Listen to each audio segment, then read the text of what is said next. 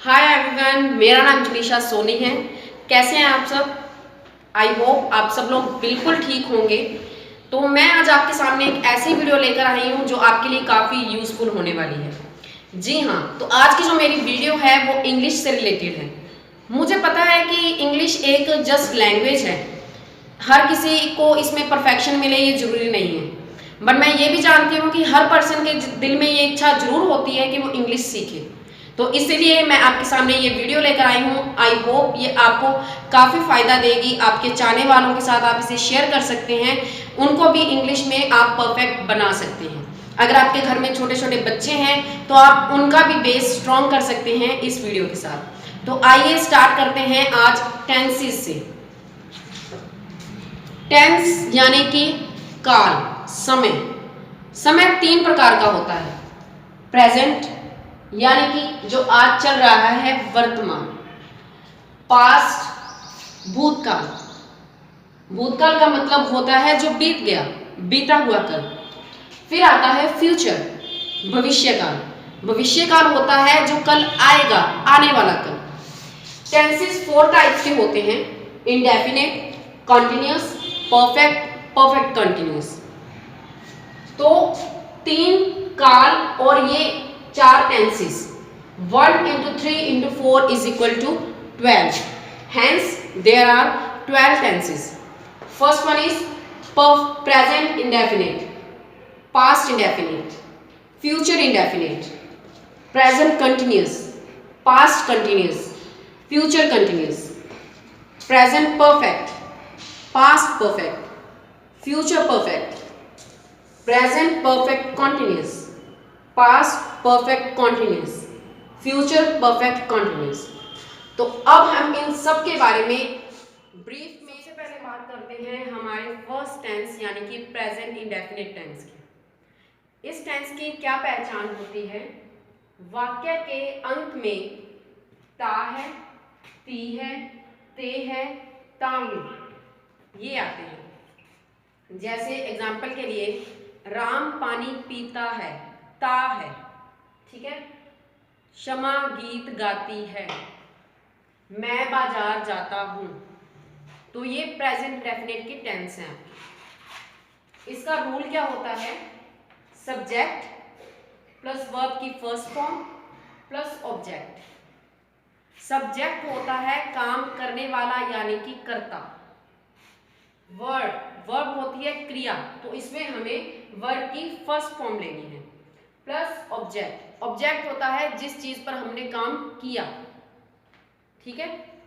तो इसके 2 रूल्स हैं, सब्जेक्ट प्लस वर्ब की first form plus object. Second rule है इसका, सब्जेक्ट वर्ब की फर्स्ट फॉर्म एस या ईएस या ऑब्जेक्ट। तो अब हम सोचते हैं कि 2 रूल्स किस लिए होते हैं, 2 रूल्स का क्या काम होता है। सो अब मैं आपको बताऊंगी where to use V1 and where to use V1 plus S और ES। तो स्टार्ट करते हैं। इंग्लिश में पर्सन्स को 3 तरह की कैटेगरी में बांटा गया है। First person, second person, third person. First person होते हैं आई, वी यानी कि मैं और हम। सेकंड पर्सन होते हैं यू और थर्ड पर्सन होते हैं ही। थर्ड पर्सन 2 तरह में बांटे गए हैं, सिंगुलर और प्लूरल। सिंगुलर होते हैं ही, शी, इट, राम, रितु, काव, बॉय। अब मैं आपको थोड़ा डिटेल में बताऊं।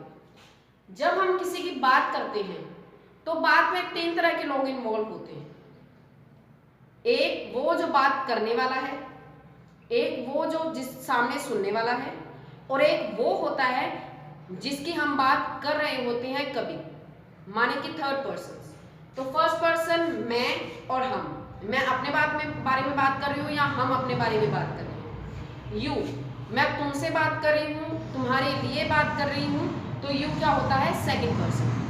थर्ड पर्सन होता है जो हमारे सामने प्रेजेंट नहीं है बट फिर भी हम उनके बारे में बात कर रहे हैं।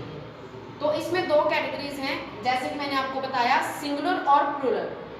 सिंगुलर होते हैं जो एकवाचक होते हैं और इसमें होते हैं ही मतलब वह लड़का, शी वह लड़की, इट यह, राम जब किसी एक पर्सन का नाम होता है तो वो सिंगुलर में आता है, रितु, काऊ, काऊ भी एक है, काऊ बॉय। तो काऊ मतलब कि एक गाय की जब हम बात कर रहे हैं तो वो सिंगुलर में है, बट काउस की बात करेंगे तो वो प्लूरल हो जाते हैं, बहुवाचक हो जाते हैं। तो जो सिंगुलर होते हैं उनके लिए हमने ये वाला रूल यूज करना है, सब्जेक्ट वर्ब की फर्स्ट फॉर्म प्लस एस या एस प्लस ऑब्जेक्ट। अब मैं आपको बताती हूँ कैसे। राम क्रिकेट खेलता है, तो इसमें काम कौन कर रहा है, राम, मीन्स राम जो है वो आपका सब्जेक्ट है। राम क्या कर रहा है, खेलता है, तो खेलना क्या हो गया, क्रिया, मीन्स वर्ब। क्या खेल रहा है वो, ऑब्जेक्ट। तो इसीलिए सबसे पहले आएगा सब्जेक्ट राम, फिर आता है वर्ब की फर्स्ट फॉर्म प्लस एस या एस। वर्ब क्या है इसमें, खेलना, तो प्ले प्लस एस, प्लेज। क्या खेल रहा है वो, क्रिकेट, तो वो हो गया आपका object. Ram pledge cricket, Ram cricket खेलता है। Next one is he reads a book. He means वह, रीड्स पढ़ता, अ बुक वह एक बुक पढ़ता है। नेक्स्ट है कुत्ता भौंकता है, तो इसका हमने कैसे बनाना है। अब इसमें हमें ये नहीं बताया कि ऑब्जेक्ट क्या है, कुत्ता किस पर भौंकता है, किसको भौंकता है, जस्ट इसमें बताया है कुत्ता भौंकता है। तो इसीलिए हम बनाएंगे, पहले सब्जेक्ट लिखेंगे अ डॉग, फिर उसके बाद आती है वर्ब, सब्जेक्ट प्लस वर्ब। भौंकना की वर्ब क्या होगी, बार्क। इसमें हम बात करेंगे अब प्लूरल की। प्लूरल का मतलब होता है बहुवचन, जो एक से ज्यादा होते हैं। जैसे कि अब हमने वहां पर किया था आई, आई मतलब मैं, तो आई से जब बनता है हम, वी आ गया प्लूरल में।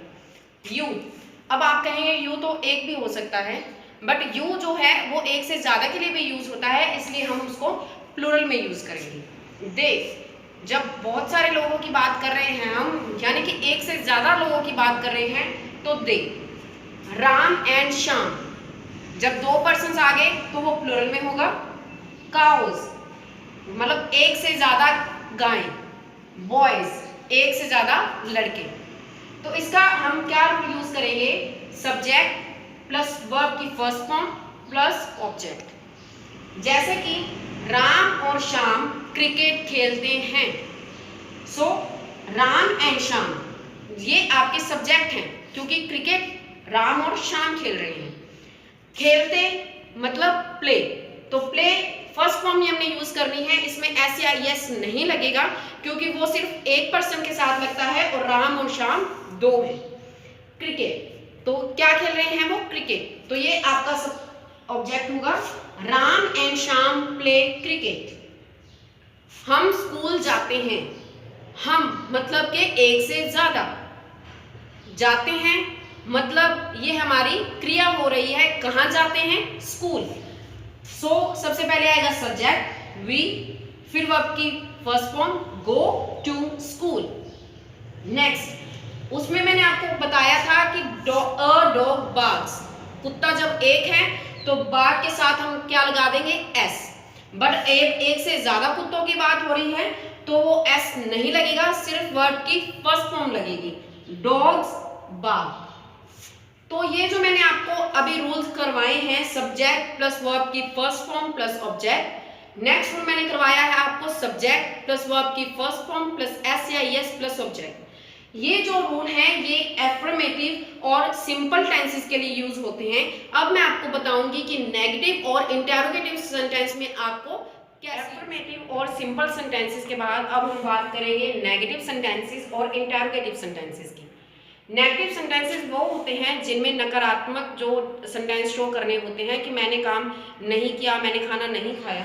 इंटेरोगेटिव सेंटेंसेस वो होते हैं जो प्रश्नवाचक होते हैं, जिसमें किसी भी तरह का कोई क्वेश्चन आपसे पूछा जाता है। तो नेगेटिव सेंटेंसेस में प्लूरल और सिंगुलर के लिए अलग अलग यूज हैं, वो मैं आपको बता देती हूँ। तो जैसा कि आपको पता है कि प्लूरल है वो एक से ज्यादा होते हैं, सिंगुलर जो एक से कम होते हैं। तो प्लूरल के लिए हमने क्या यूज किया था, V1। सिंगुलर के लिए हमने यूज किया था V1 प्लस S या ES। तो जहां पर हमने V1 यूज किया है वहां का रूल होगा subject plus do not plus verb की फर्स्ट फॉर्म प्लस ऑब्जेक्ट। और सिंगुलर के लिए यूज यानी कि V1 प्लस S या ES के लिए जो रूल है subject plus does not plus verb की फर्स्ट फॉर्म प्लस ऑब्जेक्ट। तो अब हम बात करेंगे आई के बारे में। आई जो है वो होता एक है बट इसे एक से ज्यादा माना जाता है, इसे प्लूरल में काउंट किया जाता है। तो मैं क्रिकेट नहीं खेलता हूं, इसमें आप देख रहे हैं कि नेगेटिविटी शो हो रही है, मना किया जा रहा है कि मैं क्रिकेट नहीं खेलता हूं। तो क्या रूल होगा, subject means I do not verb की first form play object cricket, I do not play cricket.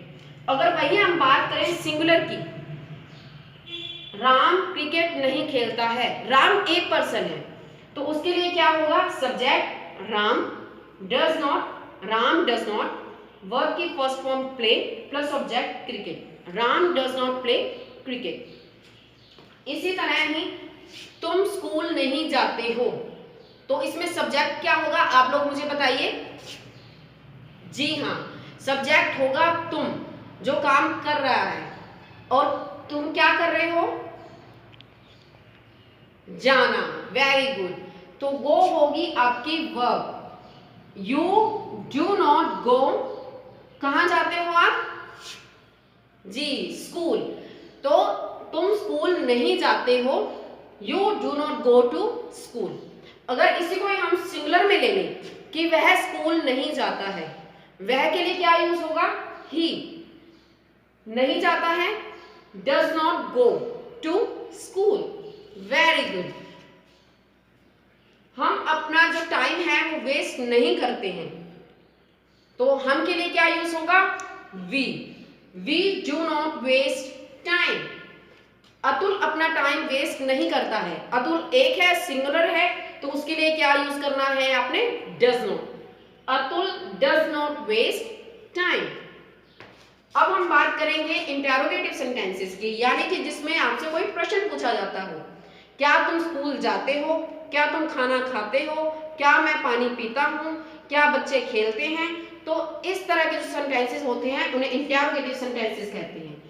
तो सेम रूल प्लूरल और सिंगुलर वाला, यानी कि जहां V1 यूज किया है वहां आपको डू यूज करना है, जहां हम V1 प्लस S या ES यूज करते हैं तो वहां हमें डज यूज करना है। तो मेरा फर्स्ट सेंटेंसेस है वो ये है, क्या मैं फुटबॉल खेलता हूं। तो इसके लिए रूल होगा do plus subject plus V1 plus object. तो क्या मैं फुटबॉल खेलता हूं, इसमें सब्जेक्ट क्या होगा आपका, जी हाँ, तो आई जो है वो आपका सब्जेक्ट है। सो डू आई, उसके बाद आपने लगानी है वर्ब की फर्स्ट फॉर्म। तो आप इसमें क्या काम कर रहे हैं, खेलते, वेरी गुड। तो प्ले जो है वो आपकी वर्ब की फर्स्ट फॉर्म है। डू आई प्ले, क्या खेलते हो आप, football, do I play football. अगर यही बात हमें एक सिंगुलर पर्सन के लिए यूज करनी है कि क्या राम खेलता है, तो हम कैसे यूज करेंगे इसको, does Ram play, means does plus subject plus verb की फर्स्ट फॉर्म प्लस ऑब्जेक्ट। क्या तुम झूठ बोलते हो, तो इसके लिए हम क्या यूज करेंगे, डू सब्जेक्ट, क्या आएगा सब्जेक्ट इसमें, यू, डू यू, वर्ब क्या है इसमें, बोलना, तो बोलना क्या होगा, tell, do you tell lies. क्या राधा झूठ बोलती है, डज राधा टेल लाइज। मैं आपको बता दूं फ्रेंड्स, जो भी इंटेरोगेटिव सेंटेंसेस होते हैं इनके पीछे आप जब रिटर्न में लिख रहे हैं तो इनके पीछे क्वेश्चन मार्क लगाना। एफर्मेटिव, नेगेटिव और इंटेरोगेटिव सेंटेंसेस के अलावा भी इन टेंसेस के कुछ यूज होते हैं जो मैं आपको बताने जा रही हूँ। सार्वभौमिक सत्य के लिए, यानी कि जो यूनिवर्सल ट्रुथ है जो कभी नहीं बदलता है, उसके लिए भी हम इस टेंस का यूज करते हैं। लाइक जो सूर्य है वो पूरब से निकलता है, द सन यानी कि जो सब्जेक्ट निकलता है, उगता है, राइजेस इन द ईस्ट। सूर्य पश्चिम में अस्त होता है। The sun sets in the east, क्योंकि सन है वो एक ही है, इसलिए आपने वर्ब के साथ एस या ईएस का यूज करना है। नेक्स्ट, वैज्ञानिक सत्य के लिए, मतलब जो विज्ञान की दृष्टि से जो सत्य है जो कभी नहीं बदलेगा उसके लिए। Water flows from high to lows, तो इसमें क्या है कि जो वाटर है वो हाई से लेकर नीचे बहता है, तो वाटर क्या हो गया आपका सब्जेक्ट, फ्लो होता है बहना, तो वाटर जल, जल को हम प्लूरल में लेते हैं तो फ्लो के साथ क्या आ जाएगा S, water flows from high to low. Next, सामान्य सत्य के लिए, जो नॉर्मली जो सत्य होते हैं उनके लिए, रेखा रीड्स इन 12th क्लास, रेखा है वो 12th क्लास में पढ़ती है, तो ये नॉर्मल सी एक जानकारी है, तो पढ़ती है Rekha reads in the 12th class. Next, running commentaries के लिए, जब आप क्रिकेट मैच देखते हैं तो उसमें जो कमेंट्रीज हो रही होती हैं उसके लिए भी इस टेंस का यूज करते हैं, जैसे कि सचिन ने बॉल को मारा, तो सचिन हिट, हिट के साथ एस, क्योंकि सचिन एक है, सचिन हिट्स द बॉल। इसके साथ ही मैं आपको एक टिप देना चाहूंगी कि कुछ एडवर्ब्स होती हैं, मतलब जो क्रिया होती है, क्रिया के लिए विशेषता जो दिखाते हैं उनको बोलते हैं एडवर्ब, जो वर्ब की विशेषता दिखाते हैं उसे बोलते हैं एडवर्ब। तो कुछ एडवर्ब्स आपको याद रखनी है। डेली, डेली मतलब जो दिनचर्या में होता है, जो प्रतिदिन होता है। ऑलवेज, ऑलवेज होता है हमेशा। ऑफन, ऑफन होता है कभी कभी, आपने इसको ऑफ्टन नहीं बोलना है, ऑफन बोलना है। और नेवर, जो कभी नहीं होता है। तो अब हम बात करेंगे पास्ट इंडेफिनिट, करेंगे इंडेफिनिट के सेकंड पास्ट इंडेफिनिट टेंस के बारे में। तो इसकी मैं आपको पहचान बता दूं, इसके वाक्य के अंत में आ, ए, ई, या, ये, ई होगा। जैसे कि राम स्कूल गया, मैंने खाना नहीं खाया, उसने पानी पिया, क्या उसने गाली दी। तो ऐसे जो वाक्य होते हैं वो होते हैं पास्ट इंडेफिनिट टेंस के। इसके जो रूल्स हैं वो मैं आपको डिफाइन कर देती हूँ। जो एफर्मेटिव सेंटेंसेस होते हैं, जो मान लो सिंपल सेंटेंसेस होते हैं जिनमें ना नेगेटिव है ना क्वेश्चन है, तो उसका रूल होगा सब्जेक्ट प्लस वर्ब की सेकंड फॉर्म प्लस ऑब्जेक्ट। जो सेकंड जो नेगेटिव सेंटेंसेस होते हैं यानी कि नकारात्मक सेंटेंसेस, उसके लिए होगा subject plus did not plus verb की first form plus object. Friends, ध्यान देने वाली बात है कि जब सिंपल सेंटेंसेस हैं तो हम वर्ब की सेकंड फॉर्म यूज कर रहे हैं, यानी कि पास्ट की बात कर रहे हैं। बट जब डिड लग जाता है तो डिड खुद ही एक सेकंड फॉर्म है, तो उसके बाद हमें वर्ब की फर्स्ट फॉर्म यूज करनी है, सेकंड नहीं यूज करनी है। तो इंटरोगेटिव का जो रूल है वो ये है, did plus subject plus verb की फर्स्ट फॉर्म प्लस ऑब्जेक्ट। तो आइए अब बात करते हैं एफर्मेटिव सेंटेंसेस के बारे में। एफर्मेटिव सेंटेंसेस में जो फर्स्ट एग्जांपल है वो है राम स्कूल गया। तो इसमें आपका सब्जेक्ट क्या है, राम, वेरी गुड। तो राम ने क्या किया, वर्ब क्या है आपकी, गया, है ना। तो गया, तो वो आपकी सेकंड फॉर्म हो गई। और कहाँ गया, स्कूल, तो स्कूल हो गया आपका ऑब्जेक्ट। सो सब्जेक्ट राम, गया मीन्स गो, गो की second form went, Ram went कहाँ गया, to school, Ram went to school. Next है मैं स्कूल गया, मैं यानी कि आई आपका सब्जेक्ट, मैंने क्या किया, गया, गया क्या हो गई आपकी वर्ब, और कहाँ गया, स्कूल, स्कूल हो गया आपका ऑब्जेक्ट। सो रूल क्या है, सब्जेक्ट प्लस वर्ब की second form plus object, I went to school. ठीक है फ्रेंड्स। नेक्स्ट जो आपका जो सेंटेंस है वो मैं आपको बताने जा रही हूँ नेगेटिव सेंटेंसेस के बारे में। तो जैसे हो कि राम ने पानी नहीं पिया, ठीक है, तो वो आपका जो नेगेटिव सेंटेंस है उसके बारे में हम बात करेंगे। राम स्कूल नहीं गया, तो स्कूल कौन नहीं गया, राम, राम ने क्या नहीं किया, गया नहीं, कहाँ नहीं गया, नहीं गया। तो इसमें आपका सब्जेक्ट है राम, वर्ब है जाना मीन्स गो, और कहाँ नहीं गया, स्कूल, राम स्कूल नहीं गया। तो इसका रूल होगा सब्जेक्ट डिड नॉट, वर्ब की first form object, Ram did not go to school. ऐसे ही ये है मैंने पेन नहीं खरीदा, मैंने आपका सब्जेक्ट है, सो आई डिड नॉट, क्या नहीं किया मैंने, खरीदा नहीं, तो खरीदा आपका वर्ब है। आई डिड नॉट बाय, क्या नहीं खरीदा, pen, I did not buy a pen. अब हम बात करेंगे इंटेरोगेटिव सेंटेंसेस के बारे में, यानी कि क्या राम स्कूल गया, इसमें आपको क्वेश्चन पूछा जा रहा है, तो क्वेश्चन के लिए क्या होगा, जो डिड है वो सेंटेंस के सबसे आगे आ जाएगा। Did plus subject plus verb की first form plus object. Did Ram go to school, क्या तुमने मेरी मदद की। डिड करेंगे पास्ट इंडेफिनिट के कुछ अदर यूजेस के बारे में। इसका यूज होता है भूतकाल की आदत के लिए, मतलब जो आपकी पास्ट में कोई आदत थी उसके लिए भी पास्ट इंडेफिनिट का यूज होता है। लाइक मैंने कभी झूठ नहीं बोला, तो इसका बनेगा आई नेवर टोल्ड अ लाई। तो इसमें जो रूल के अकॉर्डिंग था वो ये था कि I did not tell a lie, है ना, बट मैंने आपको बताया था कि जो कभी नहीं होता है वो होता है नेवर, सो हमने यूज किया I never told a lie. Next है भूतकाल में पूर्ण हुए कार्य के लिए। कल मैंने एक पुस्तक खरीदी, तो क्या अब होगा subject plus second form plus object. I bought a book, कल का क्या हो जाएगा, yesterday, I bought a book yesterday. इसमें भी कुछ एडवर्ब्स हैं याद रखने वाली, वो आपको याद रखना है। लास्ट मतलब पिछले कुछ सालों से, लास्ट सम ईयर्स। एगो, एगो का मतलब होता है पहले, 5 years ago। yesterday, yesterday होता है। बात करेंगे हमारे जो थर्ड रूल है फ्यूचर इंडेफिनिट टेंस के बारे में। तो इसके मैं इसकी जो आइडेंटिफिकेशन है, पहचान मैं आपको बता देती हूँ कि वाक्य के अंत में गा गे गी आते हैं, यानी कि मैं कल स्कूल जाऊंगा, मैं खाना खाऊंगा, वो मुझे मारेगा, तो ऐसे जो सेंटेंसेस होते हैं वो फ्यूचर इंडेफिनिट टेंस के होते हैं।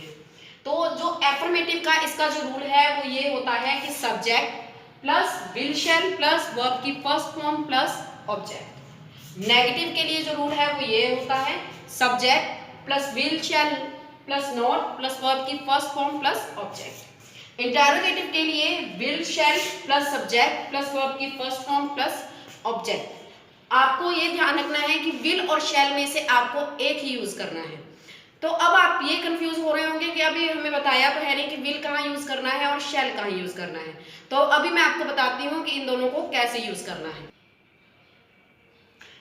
Will is used with second person you and third he she it they और एनी नेम, वहां पर हमें विल यूज करना है। Shall is used with I और वी, यानी कि first person. But if there is promise, कोई प्रॉमिस है, थ्रेट कोई धमकी है, डिटर्मिनेशन कोई पक्का संकल्प है, और या कोई प्रोहिबिशन मनाही है, तो क्या होगा, रूल चेंज हो जाएगा। तब होगा we use will with first person, फिर फर्स्ट पर्सन के साथ विल लगेगा, और शैल विद सेकंड और थर्ड पर्सन। ओके फ्रेंड्स, तो आइए अब आगे बढ़ते हैं इसकी एग्जाम्पल्स के साथ। मैं दिल्ली जाऊंगा, अब इससे हमें पता चल रहा है कि गा आ गया एंड में, तो ये फ्यूचर इंडेफिनिट है, तो इसका क्या रूल होगा, सब्जेक्ट प्लस विल या शैल प्लस वर्ब की फर्स्ट फॉर्म प्लस ऑब्जेक्ट। तो मैं आई दिल्ली जाऊंगा, आई क्या है, ये फर्स्ट पर्सन है, तो फर्स्ट पर्सन का शैल लगेगा, आई शैल गो टू दिल्ली। वह तुम्हारी मदद करेगा, वह ही क्या है, हमारा थर्ड पर्सन है, तो ही के साथ लगेगा will, he will help you. इसी को ही हम नेगेटिव में बताते हैं, मैं दिल्ली नहीं जाऊंगा, I shall not go to Delhi. वह तुम्हारी मदद नहीं करेगा, he will not help you. Interrogative, क्या मैं दिल्ली जाऊंगा, शैल आई गो टू दिल्ली, क्या मैं तुम्हारी मदद करेगा, विल ही हेल्प यू। तो फ्रेंड्स, जो इंटेरोगेटिव होते हैं उसमें हमने जो वर्ड्स यूज किए हैं जैसे डू, डज, डोंट और विल, शैल, ये हेल्पिंग वर्ब्स होते हैं जो इंटेरोगेटिव के स्टार्टिंग में आ जाते हैं। तो फ्रेंड्स, मैं होप करती हूँ कि मेरे द्वारा दी गई इंफॉर्मेशन आपके लिए काफ़ी यूजफुल रहेगी। आपको ये वीडियो पसंद आई होगी और आपने इसको लाइक भी किया होगा, अपने फ्रेंड्स के साथ शेयर भी किया होगा। अभी तक अगर आपने हमारे चैनल को सब्सक्राइब नहीं किया है तो जल्दी से सब्सक्राइब कर लीजिए और बेल आइकन भी दबा लीजिए ताकि नोटिफिकेशन आपके पास जल्दी से जल्दी पहुंच जाए। इसका जो नेक्स्ट पार्ट है मीन्स जो हमारा इंडेफिनेट हो गया, इसके बाद हम करने वाले हैं कॉन्टिन्यूस के बारे में, तो वो उसके लिए आप हमारी नेक्स्ट वीडियो का जरूर वेट कीजिए।